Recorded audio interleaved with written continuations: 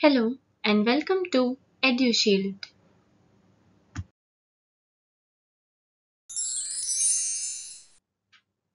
Start करने से पहले हमारे चैनल को लाइक और सब्सक्राइब जरूर करें।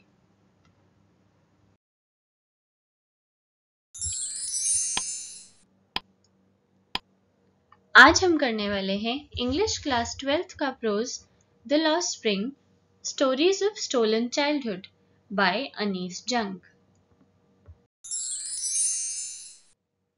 अब जानते हैं हमारी ऑथर के बारे में।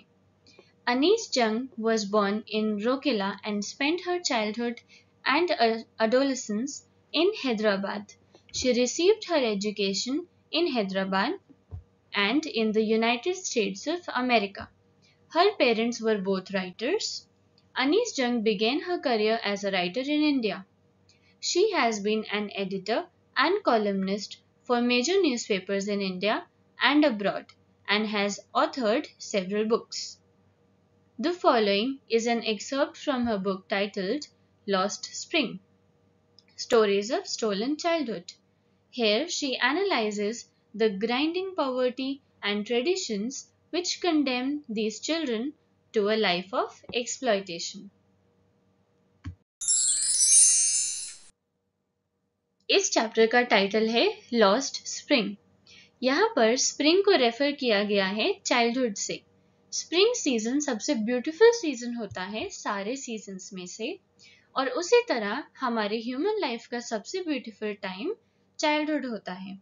और इस चैप्टर में ऐसे बच्चों के बारे में डिस्कस किया गया है जिन्होंने किसी ना किसी सिचुएशन की वजह से अपने चाइल्डहुड को एंजॉय नहीं कर पा रहे और उन्होंने अपना चाइल्डहुड खो दिया है। ये चैप्टर 2 पार्ट्स में डिवाइडेड है। फर्स्ट पार्ट का नाम है sometimes I find a rupee in the garbage और सेकंड पार्ट है I want to drive a car. First part में साहिब नाम के लड़के की स्टोरी है जो कि एक रैग पिकर है, और सेकंड पार्ट में मुकेश के बारे में डिस्कस्ड है जो son of a bangle maker है।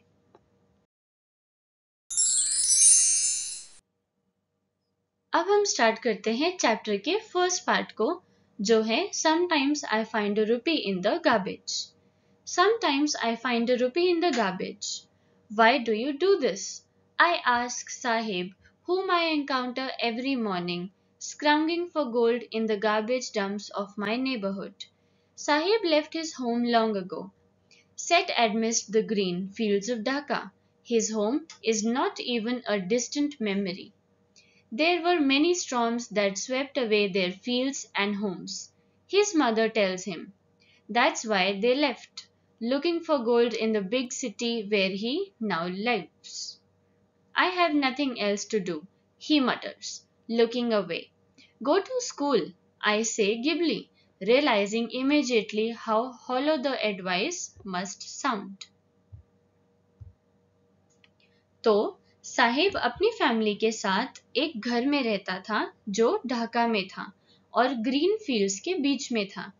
साहिब ने वो घर बहुत सालों पहले छोड़ दिया था और उस बारे में वो अब याद नहीं करना चाहता, लेकिन वो डिस्टेंट मेमोरी है, यानी कि ऐसी मेमोरी है जिसे कि वो पूरी तरह भूल चुका है।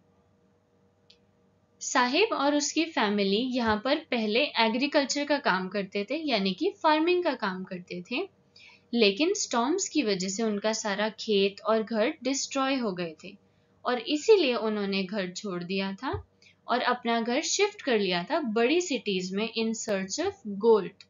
गोल्ड यहाँ पर मतलब है अपने लाइवलीहुड के लिए, यानी कि अपने सर्वाइवल के लिए वो लोग बड़ी सिटी में शिफ्ट हो गए थे। ऑथर एक दिन साहिब से मिलती है और साहिब गार्बेज में से कुछ ढूंढ रहा होता है और ऑथर उससे क्वेश्चन करती है कि तुम ये काम क्यों करते हो। तो साहिब बहुत लो टोन में जवाब देता है कि मेरे पास कुछ और करने के लिए नहीं है।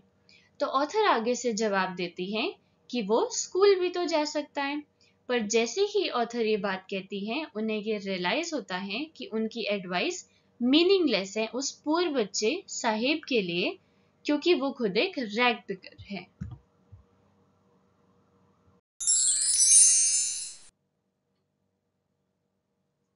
There is no school in my neighborhood. When they build one, I will go. If I start a school, will you come? I ask, half joking.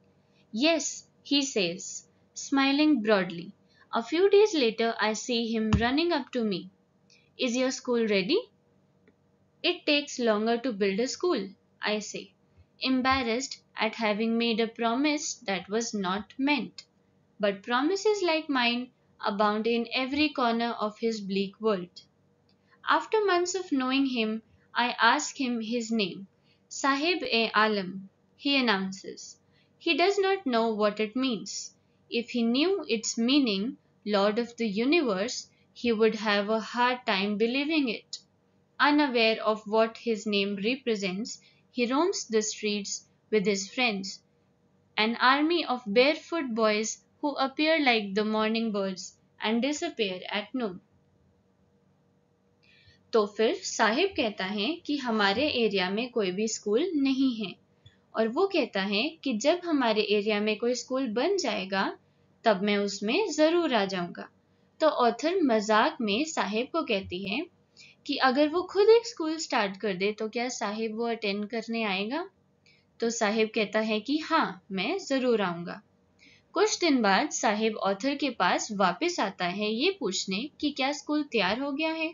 तो ऑथर रिप्लाई करती है कि स्कूल बनने में बहुत टाइम लगता है और ये कहते हुए ऑथर बहुत अशेम्ड फील करती है क्योंकि उन्होंने साहिब से एक फॉल्स प्रॉमिस किया था, यानी कि एक ऐसा प्रॉमिस किया था जो कि वो पूरा नहीं कर सकती। फिर ऑथर हमें आगे बताती हैं कि साहिब जैसे पुअर बच्चों से बहुत लोग फॉल्स प्रॉमिसेस करते हैं जिससे वो कभी भी पूरा नहीं करते और ये बच्चे अनवेलकम्ड हैं इस वर्ल्ड में। इसके बाद ऑथर साहिब से उसका नाम पूछती हैं और साहिब जवाब देता है कि उसका नाम साहिब-ए-आलम है। फिर ऑथर सोचती है कि अगर इस लड़के को कोई इसके नाम का मतलब बताएगा जो कि है लॉर्ड ऑफ यूनिवर्स, यानी कि यूनिवर्स का राजा, तो ये लड़का उसका विश्वास ही नहीं कर पाएगा। यहाँ पर एक आयरनी शो की गई है क्योंकि साहिब के नाम का मतलब है लॉर्ड ऑफ यूनिवर्स, लेकिन असलियत में वो एक रैग पिकर है। ऑथर हमें बताती है कि साहिब अपने बहुत सारे दोस्तों के साथ में घूमता रहता है और ऑथर को वो एक आर्मी ऑफ बॉयज की तरह लगते हैं जो कि बेयरफुट थे, यानी कि उनके पास कोई फुटवेयर नहीं था और वो मॉर्निंग बर्ड्स की तरह लगते हैं जो सुबह सुबह दिखाई देते हैं लेकिन दिन के टाइम डिसअपियर हो जाते हैं।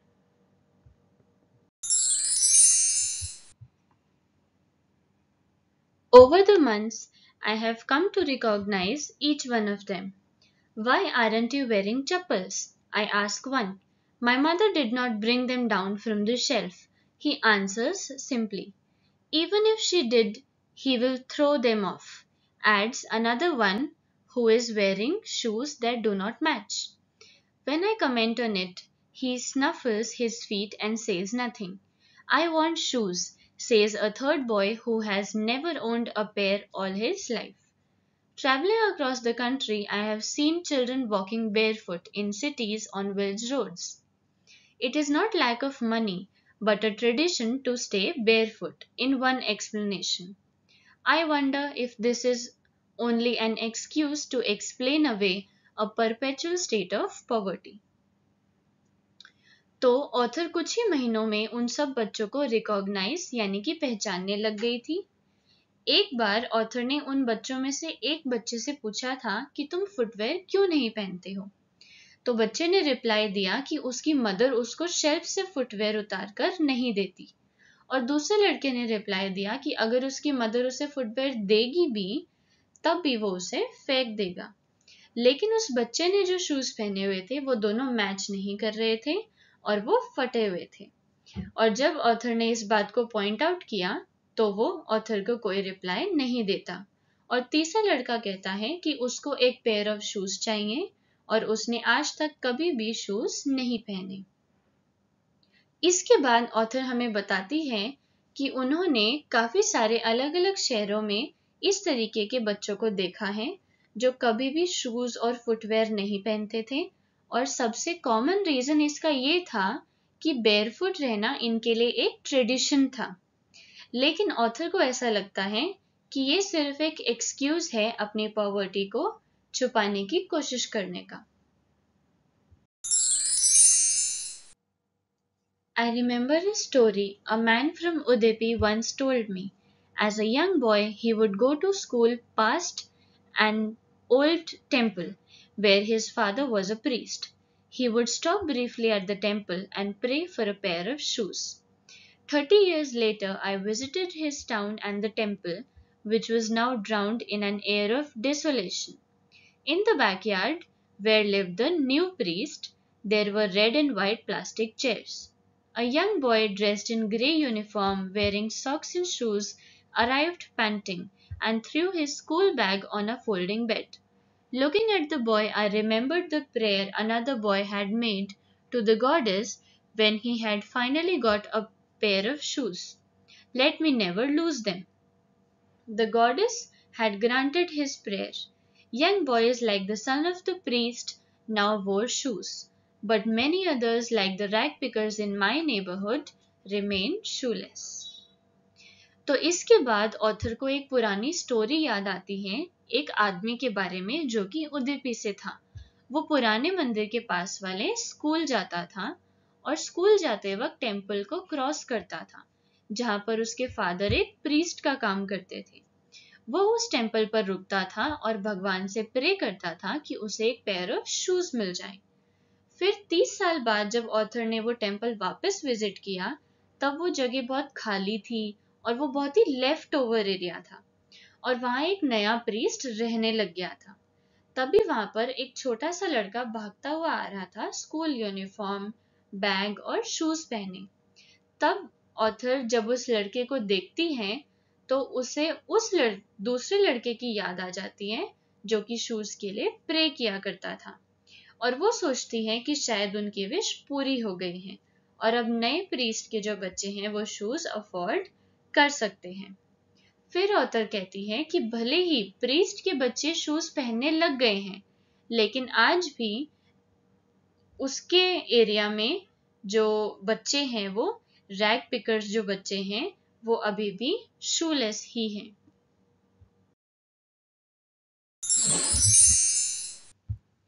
My acquaintance with the barefoot rag pickers leads me to Simapuri, a place on the periphery of Delhi, yet miles away from it, metaphorically.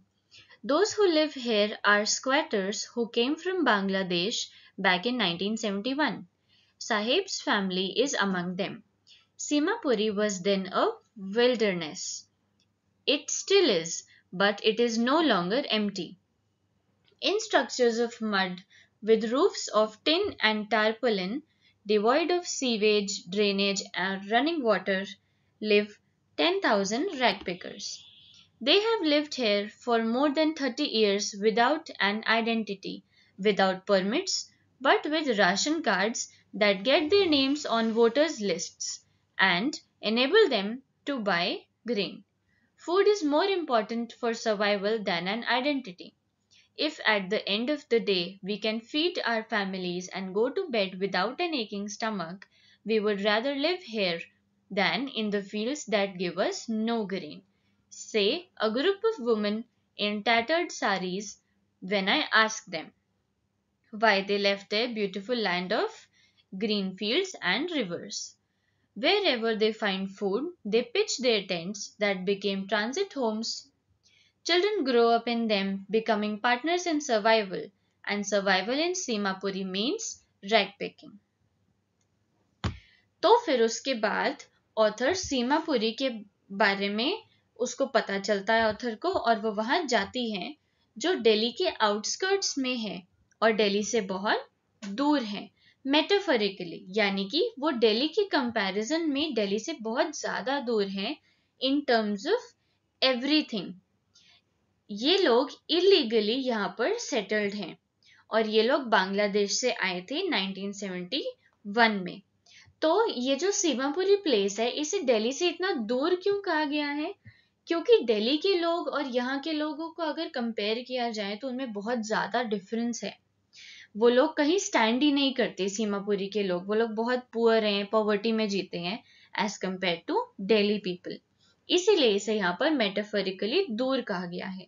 और इन लोगों ने माइग्रेट किया था यहाँ पर 1971 में बांग्लादेश से। इन लोगों के यहाँ आने से पहले ये जगह एक बैरन लैंड थी, अभी भी बैरन ही है, बस अब फर्क ये है कि अब वो पुअर लोग वहां पे रहते हैं और अब उन्होंने अपना घर बना लिया है वहां पे मड से, और छत बनाई है टिन और टारपोलिन से, और अब वो जगह एम्प्टी नहीं है। उस लोकेलिटी में सीवेज यानी कि ड्रेनेज नहीं है और ना ही पानी की कोई भी फैसिलिटीज है। ऑथर ये भी बताती है कि वहां अराउंड 10,000 रैग पिकर्स रहते हैं पिछले 30 सालों से। अब वो वहां बिना परमिशन के रहते हैं और पॉलिटिशियंस ने उनको राशन कार्ड दे दिए ताकि वो ग्रोसरी खरीद सके और बदले में पॉलिटिशियंस को वोट दे सके। इसमें भी पॉलिटिशियंस का ही फेवर है वोट्स कलेक्ट करने के लिए। इसके बाद ऑथर कुछ लेडीज से पूछती है कि क्यों उन्होंने अपने घरों को छोड़ दिया जो ढाका में थे। तो उन लेडीज ने रिप्लाई दिया कि अगर वो अपनी भूख मिटा सकते हैं और रात को ठीक से सो सकते हैं यहाँ सीमापुरी में रह के, तो वो यहीं रहकर खुश हैं, ना कि उस ढाका के ग्रीन फील्ड्स में जहां पर वो जो फील्ड्स है वो रूइन हो चुके हैं और उन्हें खाना यानी कि फसल और ग्रेन्स नहीं देते। उनके लिए सीमापुरी का रैग पिकर का काम ही सही है, क्योंकि उस काम से कम उन्हें फूड और स्लीप मिल रही है।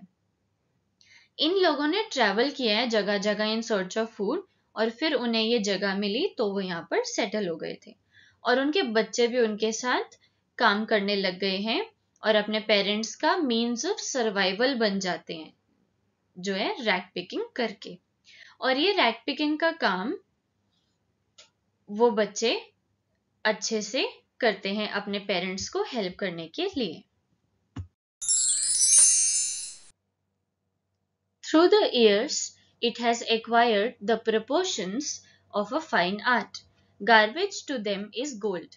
It is their daily bread, a roof over their heads, even if it is a leaking roof. But for a child, it is even more. I sometimes find a rupee, even a 10-rupee note, Sahib says, his eyes lightening up. When you can find a silver coin in a heap of garbage, you don't stop scrounging, for there is hope of finding more. It seems that for children, garbage has a meaning different from what it means to their parents. For the children, it is wrapped in wonder, and for the elders, it is a means of survival. तो ये rag picking का काम उनके लिए एक fine art जैसा बन गया है और गार्बेज उनके लिए गोल्ड जैसा हो गया है। यहाँ पे ऐसा इसलिए कहा गया है क्योंकि इन लोगों के लिए सरवाइव करना बहुत मुश्किल होता है, और ये गार्बेज पिकिंग से वो लोग इस चीज को सरवाइव कर पा रहे हैं। इसीलिए गार्बेज उनके लिए गोल्ड के इक्वल है, क्योंकि इससे ही वो अपनी फैमिलीज को पाल पाते हैं। और बच्चे कहते हैं कि उन्हें गार्बेज में से कभी कभी 10 रुपए का नोट मिल जाता है और वो इसी से खुश हो जाते हैं और होप करते हैं कि उन्हें ऐसे कॉइन्स और मिले। ऐसा लगता है कि गार्बेज का मतलब अलग अलग है बच्चों के लिए और पेरेंट्स के लिए, क्योंकि बच्चे गार्बेज के अंदर होप ढूंढते हैं, कॉइन्स ढूंढते हैं जिससे उन्हें वंडरफुल फील होता है, और पेरेंट्स के लिए वो गार्बेज सिर्फ और सिर्फ एक तरीका है उनके सरवाइव करने का और अपने बच्चों को पालने का।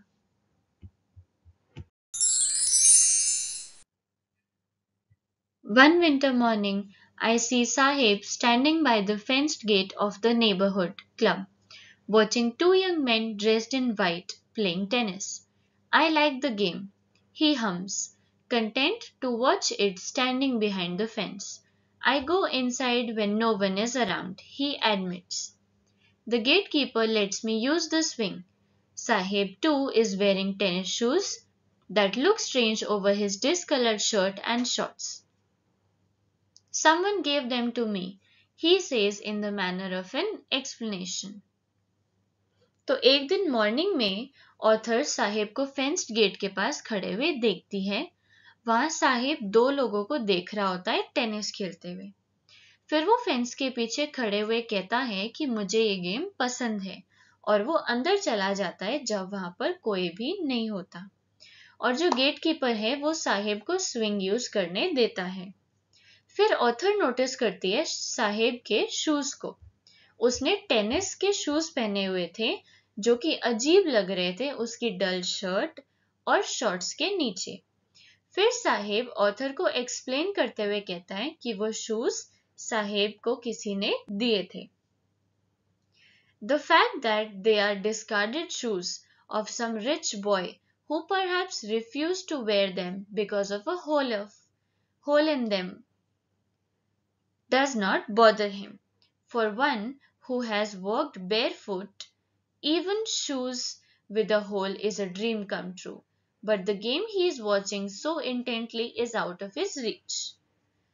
तो फिर ऑथर सोचती है कि साहेब को कोई दिक्कत नहीं है कि वो शूज किसी रिच बॉय ने डिस्कार्ड कर दिए हैं, यानी कि फेंक दिए हैं, क्योंकि उनमें होल हो गया है। लेकिन ये बात साहेब को इफेक्ट नहीं करती। साहेब जैसा बच्चा जो कि हमेशा बेयरफुट घूमता है, उसके लिए होल वाले शूज भी ऐसे हैं कि उसका ड्रीम पूरा हो गया हो।